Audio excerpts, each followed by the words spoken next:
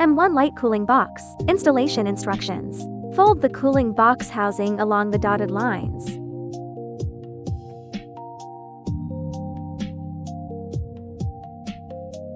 Fold the cooling mesh along the dotted lines.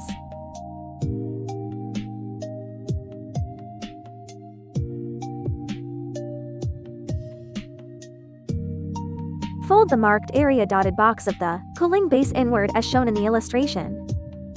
Assemble the cooling base with the cooling housing. When joining, align the 3 grooves on the cooling base with those on the cooling shell.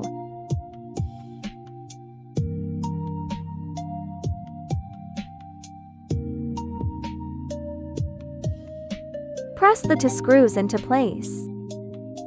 Assemble the cooling mesh to the cooling box. When joining, align the 3 grooves on the cooling shell with those on the cooling mesh. Press the 3 screws into place.